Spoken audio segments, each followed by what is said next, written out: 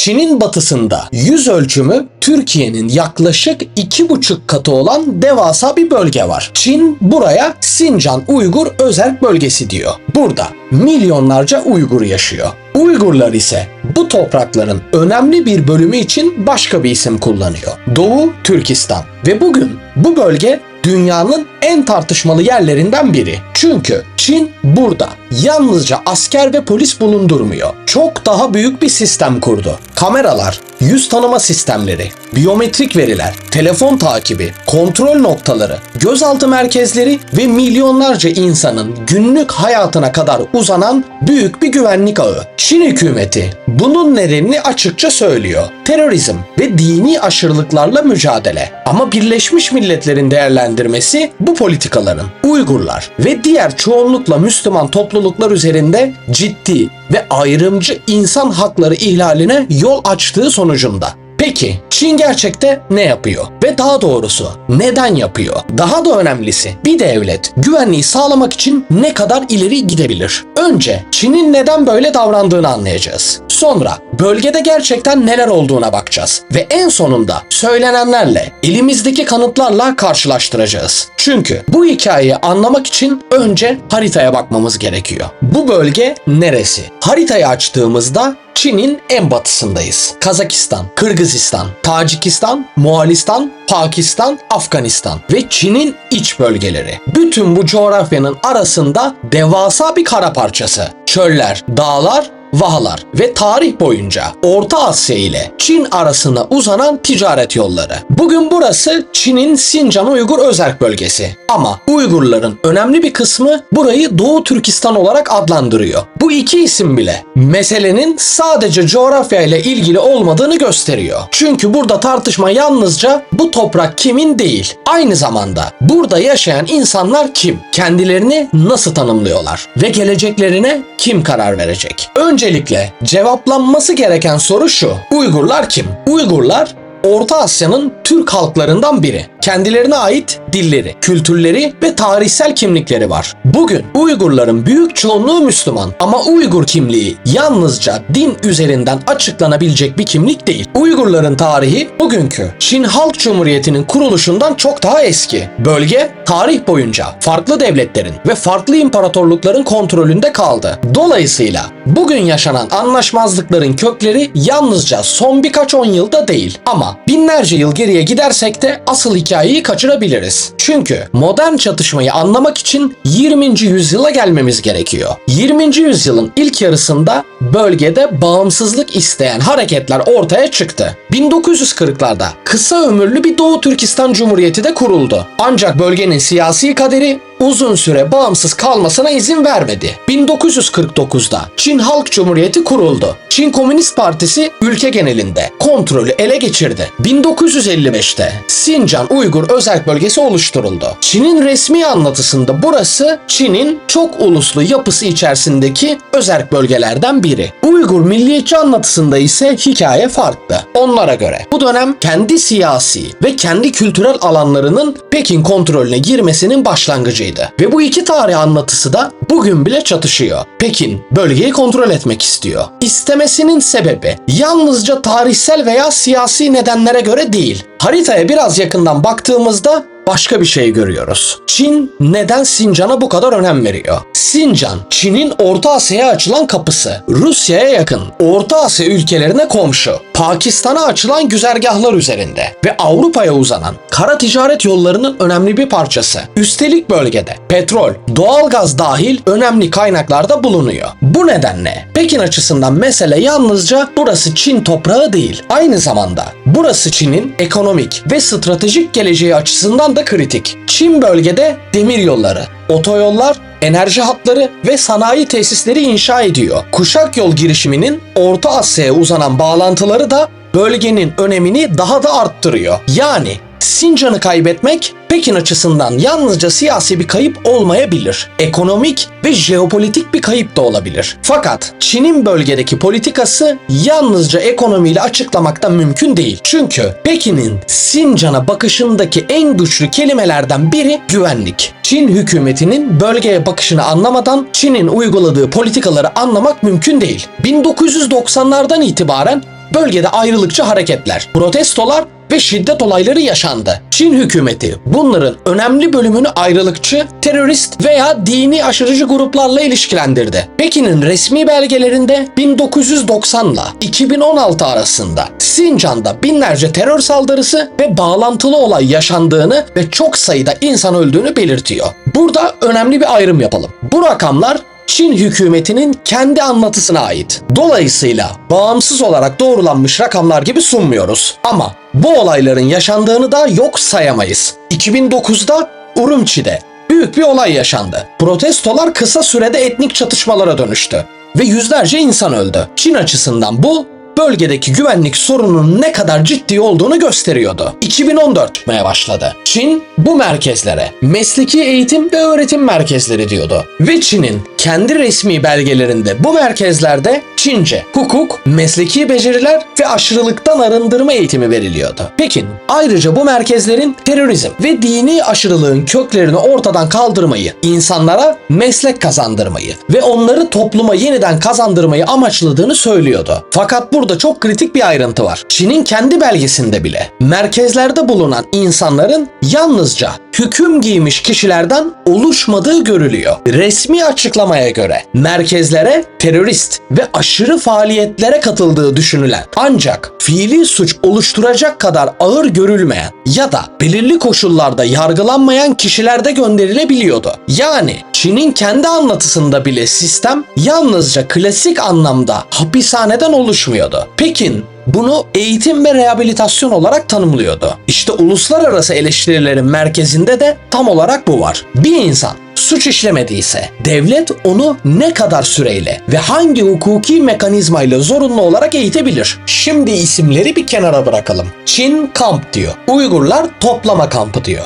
Bunların ötesine geçelim. Çünkü elimizde başka kanıtlar da var. Uydu görüntüleri, resmi ihale belgeleri, güvenlik altyapısına ilişkin veriler, eski tutukluların tanıklıkları ve bağımsız araştırmalar. Avustralya Stratejik Politika Enstitüsü Sincan'daki tesislerin uydu görüntülerini kamuoyuna açık belgeler üzerinden inceledi. Araştırmada bazı tesislerde yüksek güvenlikli çitler, gözetleme kuleleri ve kontrollü girişler gibi özellikler tespit edildi. Bu tek başına içeride ne yaşandığını kanıtlamaz ama önemli bir şeyi gösterir. Bölgede kurulan sistem sıradan meslek okullarından çok daha yoğun güvenlikli bir altyapıya sahip ve Birleşmiş Milletler'in 2022 değerlendirmesi daha da ileri gitti. Birleşmiş Milletler 2017-2019 döneminde bu merkezlerde büyük ölçekli, keyfi özgürlükten mahrum bırakma uygulandığı sonucuna vardı. Ayrıca işkence ve kötü muamele iddialarının bazıları inandırıcı olarak değerlendirildi. Burada yine önemli bir ayrım var. Birleşmiş Milletler her iddianın bütün ayrıntılarını kesin olarak kanıtladığını söylemiyor. Ama genel tablo oldukça net. Ciddi insan hakları ihlali işlendiği sonucuna varılıyor. Mesele sadece kamplarla da sınırlı kalmıyor. Kampların ötesinde. Çünkü Sincan'daki politika yalnızca insanları bir tesise koymaktan ibaret değildi. Daha geniş bir sistemden bahsediyoruz. Din, dil, aile, doğum, çalışma hayatı ve eğitim. Bunların hepsi devlet politikasının içine girdi. Birleşmiş Milletler'in değerlendirmesinde Uygurlar ve diğer ağırlıklı olarak Müslüman toplulukların dini kimliklerini ve dini ifadelerini kullanmalarına yönelik ciddi kısıtlamalar bulunduğu belirtildi. Aynı raporda aile planlaması ve doğum kontrol politikaları ayrımcı ve zorlayıcı biçimde uygulanmış olabileceğine ilişkin ciddi göstergelerden söz edildi. Yani artık soru şu: Çin kamplar kurdu mu olmaktan çıkıyor. Daha büyük bir soruya dönüşüyor. Çin, Uygur toplumunun günlük hayatını ne kadar ölçüde yeniden şekillendirmeye çalışıyor. İşte burada Uygur tarafının anlattığı hikaye önem kazanıyor. Yurt dışında yaşayan çok sayıda Uygur bölgede ailelerine ulaşamadıklarını veya yakınlarının gözaltına alındığını anlattı. Bazıları dini hayat üzerinden kısıtlamalardan söz etti. Bazıları çocuklarının ailelerinden ayrıldığını anlattı. Bazıları ise Çin dışına çıktıktan sonra geride bıraktıkları yakınlarıyla iletişim kuramadıklarını söyledi. Birleşmiş Milletler'de bu politikaların aileleri birbirinden ayırdığını ve yurt dışındaki Uygur topluluklar üzerinden tehdit ve baskı iddiaları bulunduğunu kaydetti. Burada dikkatli olmamız gereken nokta şu: tek bir tanıklık milyonlarca insanın yaşadığı her şeyi kanıtlamaz. Ama yüzlerce tanıklık, resmi belgeler, uydu görüntüleri ve uluslararası araştırmalar aynı yönde işaret ettiğinde artık bunları sadece birkaç kişinin iddiası olarak görmek mümkün değildir. Tam bu noktada Çin'in cevabına dönmemiz gerekiyor. Çin'in cevabı Çin hükümeti bölgede bir soykırım veya etnik temizlik politikası yürüttüğü iddiasını reddediyor. Çin hükümetinin anlatısında temel problem terörizm, aşırılık, ayrılıkçılık. Çin'e göre bölgedeki saldırılar gerçekti. İnsanlar öldü, polisler öldü ve devletin görevi vatandaşlarını korumaktı. Çin ayrıca güvenlik politikaları ardından bölgede terör saldırılarının azaldığını ve sosyal istikrarın sağlandığını savunuyor. Aynı şekilde eğitim merkezlerinin insanları cezalandırmak için değil, onları aşırılıktan uzaklaştırmak ve meslek sahibi yapmak için oluşturduğunu söylüyor. Bu argümanı tamamen yok saymak kolay ama doğru da olmaz. Çünkü gerçekten de bölgede şiddet olayları yaşandı. Gerçekten siviller öldü. Gerçekten de Çin'in güvenlik kaygıları vardı. Sorun bundan sonra ne yaptığı. Güvenlik nerede biter? Bir devletin terör saldırılarını önleme hakkı var. Bunda tartışma yok. Ama bir devlet bir telefon görüşmesini izlediğinde, bir insanın dini pratiğini kontrol ettiğinde, biyometrik verisini topladığında, seyahatini kısıtladığında, onu gözaltına aldığında, çocuğunu ailesinden ayırdığında ve bunu milyonlarca insanın yaşadığı bir sistemin parçası haline getirdiğinde artık yalnızca terörizmle mücadeleden bahsedemeyiz. İşte Birleşmiş Milletler'in de itiraz ettiği nokta tam olarak burası. Birleşmiş Milletler, Çin'in terörizmle mücadele hakkını reddetmiyor. Ancak kullanılan yöntemlerin uluslararası insan hakları standardıyla uyumlu olması gerektiğini söylüyor. 2022 değerlendirmesinde bu politikaların ciddi insan hakları ihlaline yol açtığı sonucuna varılıyor. Ama şimdi başka bir ayrıntıya bakalım. Çin neden bu bölgeye bu kadar büyük ekonomik yatırım yapıyor? Çünkü Sincan sadece güvenlik açısından önemli değil. Enerji, ticaret, tarım, sanayi, demiryolları ve Orta Asya. Burası Çin'in batıya açılan ekonomik kapılarından biri. Dolayısıyla Pekin'in Sincan politikaları sadece Çin Uygurlardan hoşlanmıyor diye açıklamak yetersiz. Çin açısından bölgede aynı anda birkaç hedef var. Toprak bütünlüğü, güvenlik, ekonomik, kalkınma, enerji ve jeopolitik nüfus. Ve bu hedeflerin hepsi birbirine bağlanıyor. Fakat burada çok önemli bir ayrım var. Bu bölgeye yatırım yapmak oradaki insanların bütün haklarını koruduğu anlamına gelmez. Aynı şekilde bir bölgedeki insan hakları ihlallerinin yaşanması da orada ekonomik kalkınma olduğu anlamına gelmez. İki şey aynı anda gerçekleşmeyebilir ve belki de Sincan'ı anlamayı zorlaştıran şey tam olarak bu. Çin'in resmi politikalarında standart Çince'nin yaygınlaştırılması önemli bir yer tutuyor. Çin bunu eğitim ve ekonomik fırsatlara erişim açısından gerekli görüyor. Resmi belgelerinde etnik gruplarında kendi dillerini kullanma haklarını koruduğunu da savunuyor. Ancak Uygur tarafındaki eleştiriler Mandarin eğitimi ve kamusal hayatta giderek daha da baskın hale gelmesinin Uygur dilinin kullanım alanını daralttığını söylüyor. Buradaki mesele sadece bir dil meselesi değil. Çünkü dil kimliğin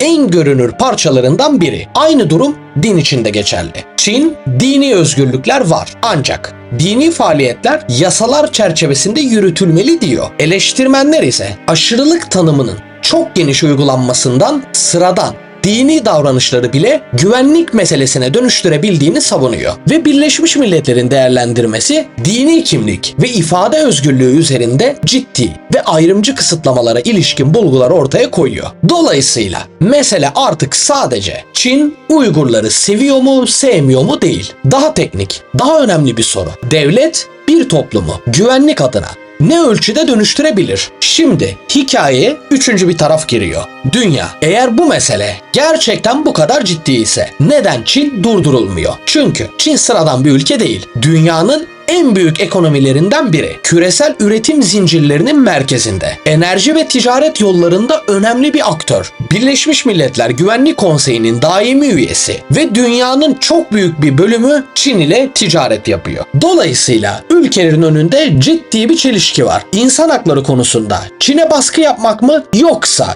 Çin'le ekonomik ve stratejik ilişkileri korumak mı? Bazı ülkeler Çin'i ağır biçimde eleştirdi. Bazıları yaptırımlar uyguladı. Bazıları da Çin'in anlatısına destek verdi. Böylece Uygur meselesi artık yalnızca Çin ile Uygurlar arasında bir mesele olmaktan çıktı. Küresel güç mücadelesinin de bir parçası haline geldi. O zaman her şeyi göz ardı edelim mi? Hayır. Çin'in güvenlik kaygılarının gerçek olması uygulanan bütün yöntemleri otomatik olarak meşru yapmaz. Aynı şekilde Uygurların yaşadığı ciddi hak ihlallerini kabul etmek de bölgede gerçekleşen bütün şiddet olaylarını yok saymak anlamına gelmez. Burada iki şeyi birbirinden ayırmamız gerekiyor. Bir devletin neden korktuğu ve bu korkuya karşı ne yaptığı. Çin'in korkusu terörizm ve ayrılıkçılık. Çin'in cevabı çok geniş kapsamlı bir güvenlik ve toplumsal kontrol sistemi. Bu cevabın sonucu hakkında elimizde artık yalnızca Uygur aktivistlerinin anlatıları yok. Birleşmiş Milletler'in değerlendirmesi var. Bağımsız araştırmalar var. Uydu görüntüleri var. Resmi Çin belgeleri var. Bütün bunlar aynı ayrıntıyı göstermiyor. Ama birlikte bakıldığında oldukça önemli bir tablo ortaya çıkıyor. Bugün ne biliyoruz? Bugün elimizde iki ayrı anlatı var. Çin anlatısında terörizmle mücadele edildi, bölge ekonomik olarak geliştirildi, mesleki eğitim verildi, güvenlik sağlandı. Çin hükümeti bu politikaların etnik veya dini kimliği hedef almadığını savunuyor. Diğer tarafta ise keyfi gözaltılar, işkence ve kötü muamele iddiaları, dini ve kültürel kısıtlamalar, aile ayrılıkları, doğum politikaları, çalışma programlarına zorlama iddiaları bulunuyor. Birleşmiş Milletler'in 2022 değerlendirmesi bunların bir bölümünde ciddi insan hakları ihlalleri olarak değerlendiriyor. Özellikle önemli olan şu: Birleşmiş Milletler'in yaşananları yalnızca birkaç münferit olaydan ibaret olmadığı sonucuna vardı. Politikaların kendisini ciddi ve geniş kapsamlı hak ihlallerine yol açtığını söyledi. Bu yüzden bugün hiçbir şey bilmiyoruz demek doğru değil. Ama her ayrıntı %100 kanıtlandı demek de doğru değil. Gerçeğe en yakın yaklaşım kanıtların neyi gösterdiğini, neyi göstermediğini ayırmak. Şimdi videonun başındaki soruya dönelim. Çin neden bu bölgeden vazgeçmiyor? Çünkü Sincan, Çin için sadece uzak bir sınır bölgesi değil, stratejik bir sınır. Orta Asya'ya açılan kapı, enerji kaynaklarının bulunduğu bir bölge, kuşak yol güzergahlarının önemli bir parçası ve Pekin'in gözünde ülkenin toprak bütünlüğüyle doğrudan bağlantılı. Çin'in güvenlik kaygıları da tamamen hayali değil. Bölgede gerçekten saldırılar gerçekleşti. İnsanlar gerçekten öldü ve devlet gerçekten bu saldırıları durdurmak istiyor. Hikayenin asıl tartışmalı kısmı da bundan sonra başlıyor. Çünkü Çin'in cevabı yalnızca saldırganları hedef almakla sınırlı kalmadı. Çok daha geniş bir güvenlik sistemi kurdu. İnsanların hareketlerinden iletişimlerine, dinlerinden aile hayatlarına, eğitimlerinden çalışma hayatlarına kadar uzanan büyük bir sistem kurdu. Ve Birleşmiş Milletler bu sistemin ciddi insan hakları ihlaline yol açtığı sonucuna vardı. İşte bu nedenle Uygur meselesi Çin soykırım yapıyor, Çin işgalci bir devlet diyerek açıklamak kolay ama eksik. Çünkü o zaman Çin'in neden böyle davrandığını anlamıyoruz. Öte yandan Çin sadece terörizmle mücadele ediyor demek de aynı derecede eksik. Çünkü o zaman sistemin milyonlarca insanın hayatına nasıl dokunduğunu görmezden geliriz. Gerçek hikaye bu iki cümlenin arasında bir yerde değil, daha karmaşık. Çin'in güvenlik kaygıları gerçek olabilir ama bu uygulanan her yöntemi meşru yapmaz. Uygurların yaşadığı hak ihlalleri gerçek olabilir ama bu bölgedeki bütün siyasi ve şiddet olaylarının hiç yaşanmadığı anlamına gelmez. Ekonomik kalkınma gerçekten yaşanmış olabilir ama ekonomik kalkınma, kültürel ve siyasi hakların otomatik olarak korunduğu anlamına da gelmez. Ve belki de bu yüzden asıl soru kim haklı değil. Asıl soru bir devlet kendi güvenliğini korumak için ne kadar ileri gidebilir? Çünkü güvenlik adına kurulan bir sistem bir noktadan sonra yalnızca saldırıları önlemeye değil, toplumu değiştirmeye başladığında artık bambaşka bir şey tartışıyoruz. Uygur meselesinin bugün hala dünyanın en tartışmalı insan hakları meselelerinden biri olmasının nedeni de tam olarak bu. Çünkü burada yalnızca bir devlet ile bir halk karşı karşıya değil, güvenlik ile özgürlük, devlet bütünlüğü ile kimlik, ekonomik kalkınma ile kültürel korunma ve bütün bunların üzerine yükselen bir Çin. Onunla ekonomik olarak bağlı olan bir dünya. Sincan'a baktığımızda gördüğümüz şey yalnızca Çin'in batısındaki bir bölge değil. 21. yüzyılda devletin güvenlik, güç ve istikrar uğruna toplumun ne kadar yeniden şekillendirilebileceğine dair çok büyük bir tartışma. Belki de bu hikayenin en rahatsız edici sorusu hala cevapsız. Bir devlet güvenliği sağladığını söylerken özgürlüğün sınırını kim belirler? Devlet mi, halk mı? Yoksa dünyanın geri kalanı mı? Buraya kadar bizi izlediyseniz teşekkür ederiz. Sıradaki videoda görüşmek üzere. Bizi takip etmeyi unutmayın.